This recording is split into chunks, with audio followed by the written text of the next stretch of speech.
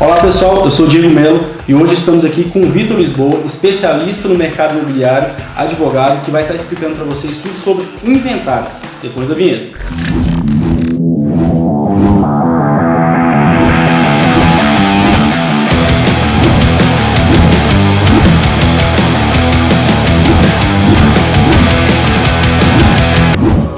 Olá Vitor, tudo jóia? Tudo bom, Diego?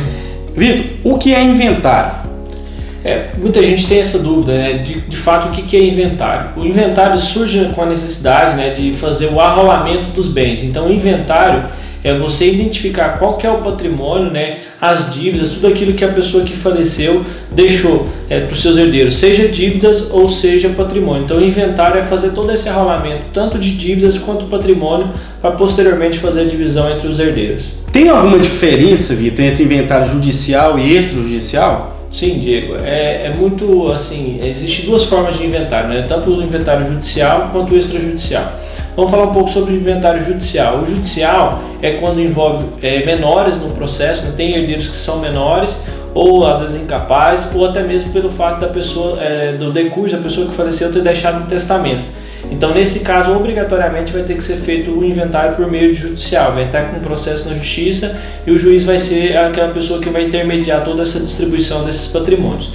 Já no inventário extrajudicial, que é um processo muito mais célere, muito mais rápido, pode ser feito diretamente no cartório, né? Desde que não haja menores e desde que também haja todos os herdeiros estejam de acordo com a distribuição, com a divisão do patrimônio. E nesse caso, sim, poderá ser feito o inventário extrajudicial. E nos dois casos, a pessoa precisa de um advogado? O que ela precisa para estar dando entrada nesse inventário? Sim, obrigatoriamente, tanto no inventário judicial quanto extrajudicial, vai ser necessária a contratação do advogado, porque ele que vai intermediar toda essa negociação e é um processo que envolve legalidade, né, questão de leis. Então, é obrigatória a assinatura de um advogado tanto no inventário judicial quanto no extrajudicial. Então, sim, é obrigatória a contratação de um advogado. Tem prazo para ser feito? Por exemplo, a pessoa teve lá um pai dela, um avô dela que faleceu. Qual o prazo que ela tem para dar entrada nesse inventário? O inventário, legalmente existe um prazo sim para a pessoa dar entrada para fazer o cálculo do imposto a ser pago, né? No caso do inventário judicial, ele tem um prazo para entrar com ação judicial.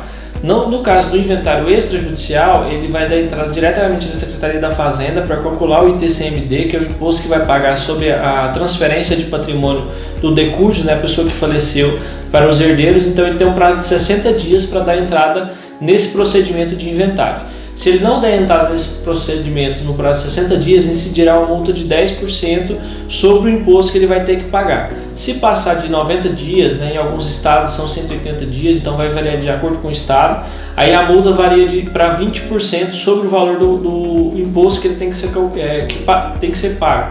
Então, vamos supor que seja fixado um valor de imposto de R$5.000. Então, se ele não der entrada no prazo de 60 dias, incidirá uma multa de R$500 sobre aquele imposto. Se passar de 180 dias, 90 dias de acordo com cada estado, vai ser incidir uma multa de R$1.000, que é 20% sobre aquele imposto.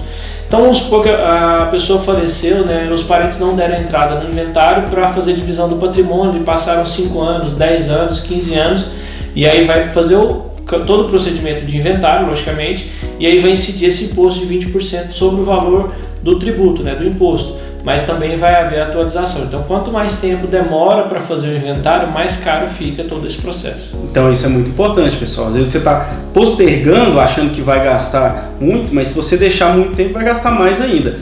E esse 20% é o máximo da multa? Essa é a multa máxima. 20%.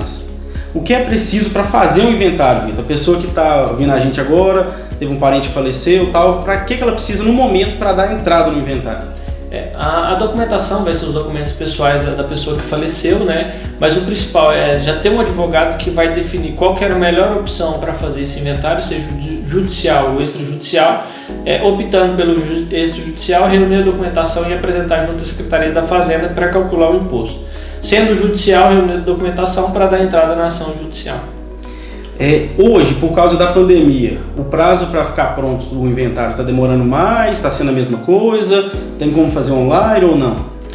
O prazo para fazer o inventário, né, todo o processo de inventário vai variar muito de se for um extrajudicial ou se vai ser o judicial, né? No caso dos inventários extrajudiciais, leva-se em média 3 meses, 4 meses. Em razão da pandemia pode demorar um pouco mais, em razão dos órgãos estar já com a redução de trabalho, né, funcionários trabalhando. Já o inventário judicial já é um processo muito mais demorado, né? Principalmente se houver conflito de interesse entre os herdeiros, né? Disputa por algum bem.